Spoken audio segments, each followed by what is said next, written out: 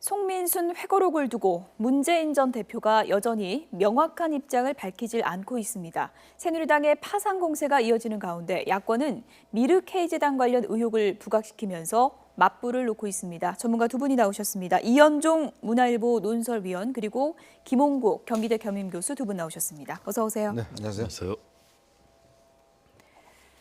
네, 송민순 회고록 파문이 내년 대선전을 앞당기고 있다. 이런 얘기가 나오고 있습니다. 주제부터 보시죠.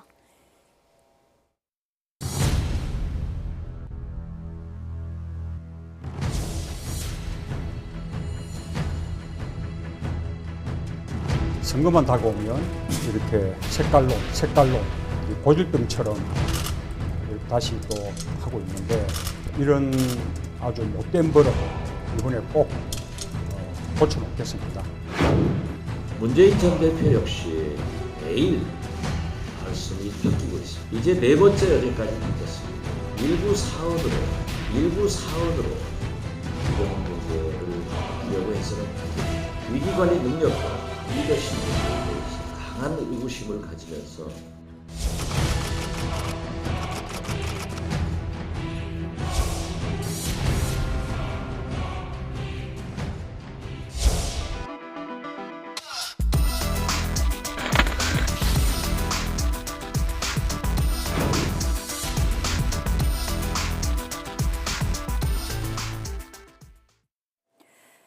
문재인 전 대표가 오늘도 입장을 내놓기는 했습니다. 이번에는 새누리당의 고질병, 내가 이번에 꼭 고치겠다 이런 얘기를 했습니다. 일단 국민이 듣고 싶은 이야기는 하지 않으시고 예. 본인이 하고 싶은 말씀만 좀 하신 것 같아요. 지금 사태의 핵심은 그겁니다. 지금 뭐 색깔로 뭐 공방 등등도 있지만 한편으로 그 당시에 정말 그 안보 조정 정책회의 할 때 북한 측에 물어보고 하겠다는 걸 과연 이제 문재인 전 대표가 동의를 했느냐는 여부고 또 이제 그 인권 결의안에 대해서 찬성을 했느냐 기권을 했느냐 이 여부 아니겠습니까? 예. 이제 그런 문제에 대한 것들은 지금 계속 피해 나오고 있고 이런 문제에 대해서 이제 색깔론으로 지금 이야기를 하고 계시거든요. 예. 근데 지금 색깔론이라는 것은 그 전에 보면은 뭐 여러 가지 이제 그 어떤 이 색깔론 공세라든지 그런 것들이 많이 있었지만 이번 사안을 과연 색깔론이라고 규정할 수 있겠는가? 저는 좀 동의를 할 수가 없습니다. 왜냐하면 이거는 지금 그 당시 함께 했던 송민순 전 장관이 자신의 회고록을 통해서 회의 과정에서 했던 문제들 또 북한에 대해 물어보겠다는 그런 어떤 부분이 외교 안보의 인식에 대한 문제를 이미 그 스스로가 제기한 문제거든요. 새누리당에서 제기한 문제가 아니지 않습니까? 그런 부분에 대해서 문재인 전 대표가 당시의 상황에 대해서 저는 설명을 하면 된다고 봅니다. 예. 왜냐하면 당시에 충분히 그럴 수 있는 상황이 여건이 있었습니다. 그러니까 14 남북 공동선언 이후에 북한 측 그 대표가 왔었고 그런 상황에서는 유엔 인권 결의안이 있었기 때문에 충분히 설명될 수 있음에도 불구하고 자꾸 대답을 피한다는 것은 제가 볼 때는 좀 부적절한 것이 아닌가 이렇게 생각이 듭니다. 다수결로 결정했다. 잘 기억나지 않는다. 또 기권 주장한 것 같은데 잘 모르겠다. 군대도 갔다 오지 않은 사람들이 종북 타령한다. 또 새누리 색깔론 못된 버릇 고치겠다. 이렇게 닷새간 계속 입장은 밝혔지만 핵심 내용은 나오지 않은 그런 상황인데요. 조금 전에 이제 말씀하신 것처럼 문재인 전 대표 연일 입장을 밝히고는 있지만 본인이 하고 싶은 얘기 위주로 하고 있는 것 같습니다. 하지만 그 어조는 강해지고 있습니다. 오늘 얘기 좀 들어보시죠. 사실관계에는 이미 뭐 충분히 다 밝혀졌다고 보고요. 이런 그 남북 관계를 그 정쟁으로 끌어들이는 우리 수준 낮은 정치가 문제인 거죠.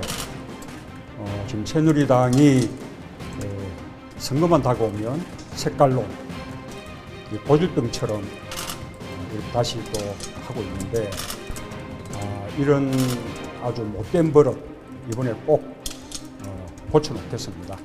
우리 정치 발전을 가로막는 종북 타령 이번에 반드시 뿌리 뽑아야 한다고 생각합니다. 네, 이른바 본인이 하고 싶은 작심 발언을 한 것 같은데요. 이렇게 핵심을 피해가는 것도 일종의 좀 전략이라고 봐야 될까요? 전략일 뿐더러 상황에 대한 문재인 전 대표의 인식이 깔려 있다고 봅니다. 첫 번째는 송민순 전 장관이 이 책을 쓰게 된 이유에 대해서 사실은 새로운 외교 관계의 지평을 열고 예. 남북 관계에 뭔가 새로운 틀들을 만들어 가야 된다라는 측면에서 송민순 전 장관이 이 책을 썼고 송민순 장관도 새누리당의 이런 여러 가지 공세에 대해서 좀 불편한 입장을 내비치지 않습니까? 예. 그런 측면에서 문재인 전 대표는 이념적인 공세로 안보관까지 끌고 가는 공세로 갈 가능성이 크다라고 보는 것 같습니다. 왜냐하면 새누리당에서 나오는 초기의 공세가 사실은 저는 좀 초기에 너무 과했다. 왜냐하면 당시 청와대에서 결정된 여러 가지 과정을 북한과의 내통이라거나 또는 김정일의 결재를 받았다 이런 식으로 굉장히 과도하게 몰고 가면서 사실은 진위 공방을 명확하게 밝힐 수 있는 그 과정이 사라져버리고 지금은 굉장히 큰 이념적 공방으로 더 번져나가고 있거든요. 저는 일단 문재인 전 대표가 명확하게 밝히지 않는 것도 분명히 문제가 있다고 봅니다. 그리고 예. 특히 기억나지 않는다라든가 사실은 대권을 꿈꾸는 그리고 책임이 있는 정치인으로서는 사실은 부적절한 발언이거든요. 예. 그런 측면에서 문재인 전 대표에게도 문제가 있는 부분이 있지만 도리어 현재 상황이 당초 송민순 전 장관이 의도했던 예. 새로운 외교관과 남북관계를 열겠다는 그런 회고록의 의도와는 다르게 지나친 공방으로 지금 비화되고 있는 것. 이 예. 부분이 문재인 전 대표의 입을 다물게 하는 그런 뉴스가 되고 있다고 봅니다. 기억나지 않는다가 혹시 전략이라면 나중에 혹시 기억이 날 수도 있을까요? 저는 기억을 스스로가 지금 사실은 헷갈리는 부분도 있을 거라고 예. 봅니다. 그런 측면에서 당시의 관계자들과 또는 기록들을 다 확인하고 나서 예. 저는 일정 시점에 분명히 얘기를 하려고 봅니다. 지금 상황은 도리어 그런 안보관과 관련된 논란에 빠져들어가지 않겠다라고 예. 하는 그런 의지가 보입니다. 예. 핵심을 피해가고 그리고 때로는 말이 조금 바뀌고 이런 부분에 대해서 새누리당과 국민의당에서는 자질 얘기까지 나오면서 비판이 쏟아졌습니다. 들어보시죠. 일구 사언으로 이러한 문제를 덮으려고 해서는 안 됩니다. 저는 문재인 대표의 대통령 후보를 꿈꾸는 사람으로서 위기관리 능력과 리더십 문제에 대해서 강한 의구심을 가지면서 다시 한번 문재인 대표는 매일 말씀을 바꾸지 말고 명확한 사실을 국민 앞에 밝혀서 이 논쟁을 종식시켜 줄 것을 요구합니다. 처음에 참여정부로부터 의사결정 구조를 배워라. 이런 식의 답은 정말 황당하기 그지없었습니다. 어떻게 진실을 물어보는데 이런 얘기로 그냥 어물쩍 넘어가려고 하고 이래놓고 무슨 저는 이런 식의 태도를 계속 가면 문재인 대표는 대통령 자격이 없다고 생각합니다. 네. 대통령 될 자격이 없다고 생각합니다. 이런 얘기까지 나왔고요. 그리고 19사원, 박 전 비대위원장이 19사원이라고 그랬는데 그럼 내일은 19오원이라고 얘기할까요? 예. 지금 사실은 저는 이제 문재인 전 대표의 태도의 문제 예. 좀 지적하고 싶은데요. 사실은 이제 이 박근혜 대통령 집권하는 기간 내내 사실 박 대통령에 대해서 유체이탈 합법이다, 또 불통이다 이런 문제를 야당에서 지적했지 않습니까? 예. 근데 지금의 문재인 전 대표가 하고 있는 모습을 보면 저는 그대로 닮은 꼴이 아닌가 싶어요. 왜냐하면 지금 보면은 국민들이 듣고 싶어하는 이야기, 핵심은 비껴나가면서 이 문제에 대한 색깔론이라는 이야기를 하고 공격을 하겠다는 이야기를 예. 하고 또 기자들은 질문할 수 있는 권리가 있습니다. 당연히 어떤 국민들의 궁금증을 질문해야 되는데 이거 질문하지 않기로 했잖아요. 이야기를 하면서 질문 자체를 아예 못하게 봉쇄하는 이런 태도를 보이고 있거든요. 자, 그러면 이게 과연 지금 민주적인 지도자의 어떤 그런 리더십을 갖고 있는지에 대한 또 의문이 들 수밖에 없죠. 자, 그렇게 새누리당에 대해서 또 박근혜 대통령에 대해서 문제점을 지적한 바로 그 당사자가 똑같은 행보를 보인다면 과연 국민들이 어떻게 볼까요? 자, 그런 면에서 보면 저는 문재인 대표가 노무현 대통령을 좀 닮았으면 합니다. 노무현 대통령이 권양숙 여사의 그 아버님이 이제 빨치산 문제가 나왔을 예. 때 그럼 날 보고 아내를 버리란 말입니까? 그 한마디로 모든 의혹들을 갖다 모든 예. 공격들을 바로 잠재웠거든요. 자, 그렇다면 지금의 문재인 전 대표 그 문제에 대해서 아니 그때 당시 그러면 왔으면 그때 내가 거부를 해야 됩니까? 오히려 솔직하게 저는 이야기를 하는 것이 예. 오히려 국민들한테 볼 때는 속죄해 보이고 또 어떤 군더더기 없는 그런 모습을 보이지 않는가 싶은데 자꾸 핵심을 비껴가는 저런 모습 속에서 정말 왜 그렇게 좀 민주적인 지도자의 모습을 보이지 않는가 그런 저는 의문이 듭니다. 이번 문재인 전 대표의 대응 태도를 놓고 대통령이 될 자질까지 얘기하는 게 맞느냐 아니다 이렇게 엇갈리는 또 시각도 있는 것 같은데요. 어떻게 판단하십니까? 그건 충분히 얘기할 수 있다고 예. 봅니다. 왜냐하면 대통령이 될 수 있는 지도자라면 충분히 국민들에게 정확한 메시지를 드리고 국민들께서 이해할 수 있게 사안에 대해서 자신의 입장을 예. 밝히는 것은 정치 지도자로서는 당연한 덕목입니다. 예. 그래서 이렇게 애매모호한 태도는 그동안 문재인 전 대표가 성실하고 굉장히 진실된 그런 그 가치에 대해서 상당히 높은 평가를 받아왔었거든요. 그런데 이렇게 중요한 사안에 대해서 애매모호한 태도를 취한다거나 예. 이랬을 때는 도리어 국민들에게 불신을 살 거고요. 저도 공감합니다. 정확하게 왜 이런 상황이 발생했는지, 그 당시 상황은 뭐였는지, 그리고 거기에 대해서 당시에 이 대북 정책이 결정되는 과정이 지금의 상황과는 분명히 다르거든요. 그렇다면 예. 국민들께 상황에 대해서 정확하게 말씀드리고 양해를 구할 부분이 있다면 구하고 또 예. 잘못이 있다면 거기에 대해서 죄송하다는 말씀을 드릴 수도 있는 거죠. 이런 부분을 정치 지도자가 부끄러워한다면 정치가 어려워집니다. 그 정치 지도자의 메시지 그리고 발언 하나하나는 예. 정말로 국민들께 진실하고 투명하고 공개된 입장에서 나와야 되거든요. 그런 측면에서 지금의 상황은 문재인 전 대표가 그동안 쌓아왔던 성실하고 진실했던 그 모습에서 많이 점수를 예. 낮춰가는 그런 과정이라고 봅니다. 유승민 의원은 뭐 동문서답이다, 유체이탈 화법이다, 이게 바로 뭐 이렇게 비판을 하기도 했는데, 만약 회고록 내용이 사실이다, 문재인 전 대표가 이렇게 이제 얘기를 한다면, 조금 전에 이제 솔직하게 얘기하는 게 좋다고 하셨는데 그 답변을 했을 때의 파장도 상당히 클 것 같은데요. 안보관과 관련해서 어느 그렇죠. 쪽이 더 낫다고 어차피 보십니까? 뭐 논란은 예. 있을 수밖에 없죠. 그리고 그렇다면 일단 진실을 이야기하는 게 저는 최선의 방법이라고 봅니다. 왜냐하면 그때 당시에 저도 뭐 정치부장을 할 때 이제 그 상황 자체를 충분히 지금도 생생하게 기억을 하고 있는데 예. 사실 이제 2006년도에 그 북한이 핵실험을 하면서 그때 처음으로 우리가 그 유엔 결의안에 찬성을 했습니다. 예. 근데 그 다음에 14남북 공동선언이 있었어요. 그 다음에 바로 이제 북한 총리들이 와서 예. 대통령이랑 점심도 먹고 여러 가지 남북 관계가 좀 화해 국면을 갔던 국면입니다. 그런 상황에서 이제 이 인권 결의안이 또 나오니까 이제 어떻게 할 것이냐는 논쟁이 많이 붙었던 문제거든요. 예. 그렇다면 충분히 그때 사정들과 어떤 관계들이 설명해 낼 수 있습니다. 자, 그러면 그런 문제, 그렇다고 해서 진실이 덮여지는 게 아니거든요. 그러면 그분의 솔직하게 이야기를 하고 충분히 그때는 그럴 수밖에 없었다라는 사실들을 말씀을 하면 예. 아마 국민들도 이해하는 부분이 충분히 있을 겁니다. 근데 그거를 자꾸 사실을 덮으려고 한다는 그 모습, 저는 그게 문제라고 보거든요. 그래서 예. 지금 당시에 회의에 참석했던 사람들이 보면 다들 말이 달라요. 또 지금 문재인 전 대표도 기억이 나지 않는다, 내가 찬성했는지 기권했는지 모르겠다, 이런 모습을 보면 그럼 앞으로 그런 문제가 생겼을 때 예. 그럼 어떻게 할 것인가에 대한 국민들이 좀 못 믿어하는 측면이 있을 겁니다. 국민은요, 솔직한 지도자를 좋아하고 또 솔직하면 그것에 대해 충분히 감사할 수 있는 자세가 돼 있습니다. 근데 지금부터 자꾸 저렇게 말을 바꾸면 오히려 국민들이 더 불안하지 않겠습니까? 예. 문재인 전 대표가 직접 진실을 밝히는 게 이제 최선의 방법이다라고 이제 얘기를 하셨는데, 야권의 판단은 그런 게 아닌 것 같습니다. 더민주 추미애 대표 어떤 얘기를 했는지 들어보시죠. 박근혜 대통령은 자신의 비선 실세 국정농단 의혹이 나온 지 2달이 지나도록 한마디 사과나 해명이 없습니다. 청와대는 회고록이 나오자마자 금방 언론에 대고 한 말씀 하더군요. 가관입니다. 네.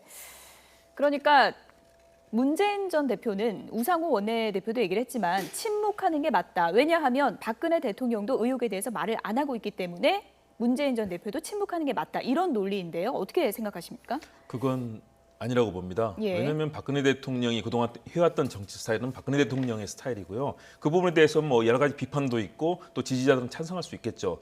그렇다면 그동안의 박근혜 대통령의 그런 여러 가지 화법에 대해서 비판하고 반대했다면 여기서는 저는 가능한 한 국민들에게 진실된 얘기를 직접 얘기하는 것이 좋다고 봅니다. 그리고 그런 얘기들을 기억이 나지 않는다라고 얘기하는 것은 예. 정말로 책임 있는 지도자의 태도는 아니라고 봅니다. 만일의 경우 본인이 기억이 나지 않을 수도 있습니다. 그렇다면 당시의 관계자들, 같이 회의를 했던 분들이라든가 기록들을 찾아서 당시 상황을 복원하고 이것들을 국민들이 이해하실 수 있게 진실된 얘기를 해줄 때 결국 국민들이 박수를 보낼 거고요. 예. 박근혜 대통령이나 또는 청와대 그동안 그런 모습을 비교해서 얘기하는 것은 사실은 같이 갖다 붙이서 얘기하기에는 좀 서로 비교의 등이가 맞지 않는가 그런 생각을 합니다. 네. 그러니까 저희가 이제 관계도라고 할까요? 정리를 좀 해보면 지금 국민의당과 새누리당에서는 뭐 일구 사원이다, 진실 밝혀라, 유체이탈 아니냐 이렇게 이제 공세를 펴놓고 있는 상황이고, 더민주에서는 이제 우상호 원내대표가 문재인 전 대표와 이렇게 껴안고 있는 모습인데 네. 침묵이 지금 최고다. 이렇게 되면 더 크게 안 붉어질 수 있다. 이런 전략인 것 같습니다. 어떻게 봐야 될까요? 대선이 1년 2개월 남았습니다. 예. 1년 2개월 동안 침묵할 수 있겠습니까? 침묵할 수 없습니다. 예. 이 문제는 또 우리가 지금 북한의 핵 문제와 관련해서는 이 내년 대선의 중요한 이슈입니다. 사실은 우리 국민들이 불안해하고 또 새로 뽑을 지도자한테는 정말 핵과 미사일을 어떻게 다룰 것인가에 대한 능력을 요구하고 있는 것이거든요. 예. 그럼 과연 그 국면에서 TV 토론 안 한답니까? 기자들이 안 물어봅니까? 다 물어볼 것이거든요. 그러면 그때까지 침묵할 건가요? 오히려 제가 볼 때 지금 털고 가는 게 훨씬 나을 겁니다. 지금 예를 들어서 자신의 문제에 대한 또 지금 뭐 그 싱크탱크 한 500명 교수들 있다고 하셨잖아요. 그럼 그분들 동원해서 연구를 해서 뭔가 만들어낼 수 있는 그런 가능성이 충분히 있거든요. 예. 그렇다면 지금 우상 원내대표가 취하는 침묵의 전략은 저는 절대 최선의 전략이 아니라고 봅니다. 그런데 아까도 제가 짚어봤지만 문재인 전 대표가 이미 기억이 안 난다고 했는데 지금 와서 진실을 얘기하는 것도 좀 그러니까 아까 본인으로서는 그 답답한 상황 말씀이죠. 아닌가 본인이 싶은데요. 기억이 안 날 예. 수가 있어요. 그러면 이 지도자라는 것은 중인을 모아야 되는 것이죠. 뭐냐면 그때 당시에 회의에 참석했던 분들이 있지 않겠습니까? 예. 그러면 그 사람들 최대한 모아서 이야기를 모아서 그러면 그 중에서 어떤 이야기를 모아 나가는 과정이 필요한데 물론 본인이 9년이나 흘렀기 때문에 생물학적으로 기억이 안 날 수가 있겠죠. 그거 가지고 우리가 지금 뭐라고 하는 거 아니지 않습니까? 예. 그러면 아까도 김원국 교수가 이야기했지만 그럼 당시에 관련자들 모아서 일단 이야기들을 중의를 모은 이야기를 발표를 해야 되는데 그러면 본인은 기억이 안 나는데 어떻게 김경수 대변인 기억이 납니까? 그때 찬성했습니다. 기억이 납니다. 딴 사람들은 기억이 나고 본인은 기억이 안 난다? 저는 그거는 좀 모순적인 이야기 같아요. 예. 오늘 정보위 국감에서도 회고록 논란에 대한 얘기가 있었습니다. 어떤 얘기가 있었는지 한번 들어보시죠. 송 장관의 회고록에 대해서 국정원장이 어떻게 보느냐라는 질문에 대해서 원장은 회고록이 구체적이고 사리에 맞기 때문에 사실이나 진실이 있다는 느낌을 받았다. 이렇게 답변을 했습니다. 사실에 가깝다는 느낌을 받았다. 네, 송민수 회고록 내용이 사실에 가깝다는 느낌을 받았다. 그리고 이제 거기 있는 내용이 대부분 맞는 것 같고, 그리고 그 당시에 인권 결의안을 북한에 문의했다는 건 참으로 수치스러운 일이다. 이런 내용을 밝혔습니다. 어떻게 봐야 될까요? 그 평가 예. 수치스러운 일이다라면 만일의 경우 그런 상황이 진실이라면 그런 평가는 할 수 있다고 봅니다. 대신에 개인 의견을 전제로 해서 얘기한 것은 저는 바람직하지는 않다. 왜냐하면 그 부분도 저는 NCND를 했어야 된다고 봅니다. 예. 왜냐하면 이 상황에 대해서 현재 국정원이 이 부분을 국내 정치의 상황에 서로 간에 이용이 될 수 있는 예. 여든 야든 어느 쪽에서 반발하고 그럴 수 있는 상황에 국정원이 끼어드는 것은 저는 지금은 바람직하지 않다고 보고요. 도리어 이런 상황에 대해서 객관적인 팩트가 있다면 사실이 예. 확인되는 부분이 있다면 정보위원들께 공유하는 것은 바람직하다고 보는데요. 현재 상황에서 과연 어느 정도 확인이 됐는가? 예. 국정원장의 개인 의견으로 또 그런 전제로 해서 그 상황 판단을 하는 것은 저는 지금은 좀 바람직하지 않다. 지금은 정말 냉정하게 지금 현재 송민순 전 장관의 이 얘기도 사실은 지금 그 얘기들을 각자가 하는 얘기를 들어보면 통일부 쪽의 의견이 다르고 외교부 쪽의 의견이 다르고 서로 다 다른 의견들이 부딪힌 거 아니겠습니까? 네. 그렇다면 그 당시에 송민순 장관이 해놨던 얘기들 이런 부분은 굉장히 외교부적인 접근이었을 가능성이 있고 그 본인이 했던 메모라든가 자료들도 거기에 치우칠 수 있거든요. 그렇다면 그런 부분들 지금은 냉정하게 예. 정확한 사실이 무엇인가를 확인하는 것이 중요하다고 봅니다. 예. 지금 회고록 진실 공방이 문재인 전 대표 자질론 검증으로 지금 번지고 있는 상황에서 이분이 언제 하산하나 했는데 내일 드디어 정계 복귀 선언하는 기자회견 한다고 합니다. 손학규 전 상임고문 시점이 참 공교롭게 됐습니다. 네, 상당히 절묘하죠. 예. 특히 더군다나 이제 송민순 전 장관이 이제 손학규 전 대표와는 상당히 인연이 또 있습니다. 까지 그 손 대표가 이제 그 대표 시절에 비례대표로 공천을 줬었고 또 경기도지사 시절에 이제 경기도 대사를 역임했었거든요. 두 분이 상당히 가까운 것으로 알려져 있습니다. 공교롭게도 하여튼 이 송 장관의 이제 회계로 문제가 되는 상황에서 지금 이제 정계 복귀를 하시는 거거든요.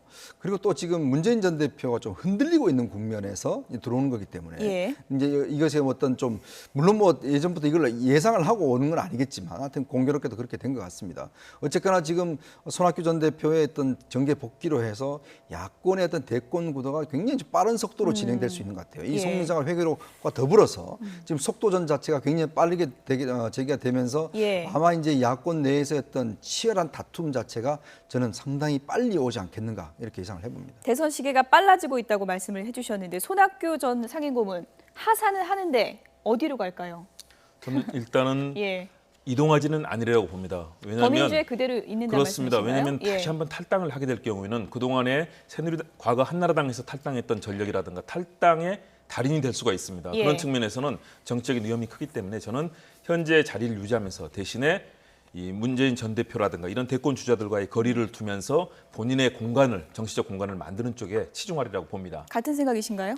그렇죠. 일단 지금 뭐 영등포로 갈지 종로로 갈지 아직 예. 지금 뭐 헷갈리시는 것 같은데. 러브콜은 많이 받았잖아요. 러브콜은 많이 예. 받고 있는데 지금 당장에 어떤 탈당해서 제3지로 간다는 것은 아직까지 좀 미는 것 같고 지금 뭐 김종인 전 대표도 마찬가지로 뭔가 지금 뭐 움직임이 있지 않습니까? 조금은 상황을 지켜볼 것 같습니다. 예, 당분간은 더민주에 있을 것 같다라고 이제 두 분이 같이 전망을 해주셨는데 지금 새누리당이 문재인 전 대표 빨리 확실한 입장 밝혀라 공세를 퍼붓고 있는데 야권의 반격도 만만치가 않습니다. 야권의 반격 들어보시죠. 최순실 게이트로 우리가 명명을 했습니다. 대한민국이 최순실 모녀에게 상납되고 있는데도 청와대는 모른 채 하고 있습니다. 대한민국 18대 대통령이 최순실이라는 말이 공공연히 세간에 떠돌고 있습니다. 박근혜 대통령이 침묵할수록 의혹만 더 커집니다. 국민적 의혹에 답하시기를 재차 촉구합니다. 네, 최순실 씨 의혹. 시간이 지날수록 일파만파입니다. 오늘은 또 한 언론사에서 보도한 SNS 글, 최순실 씨의 딸의 글이 올라오면서 더 큰 논란이 일고 있습니다. 최순실 씨 딸 정유라 씨가 SNS에 올린 글이라고 보도가 된 내용입니다. 능력 없으면 니네 부모 원망해. 우리 부모 가지고 감나라 배나라 하지 말고 돈도 실력이다. 불만이면 종목 갈아타라. 남욕하기 바쁘니 다른 거 한들 어디 성공하겠니? 라면서 올린 글인데 저게 뭐 2년 전 글이라고는 하는데 네. 그 내용을 놓고 지금 뭐 논란에 불을 붙였다. 이렇게도 볼 수 있을 것 같은데요. 기가 막히는 예. 글인 것 같습니다. 이게 18살 때, 지금 20살이니까 18살 때 올린 글인데 이게 이제 아마 승마대회 2014년도에 그 문제가 된 승마대회에서 이제 2위로 됐거든요. 그때 당시에 그 아마 2위 되면서 그때 심판 등등이 이제 수사를 받았던 상황이 있습니다.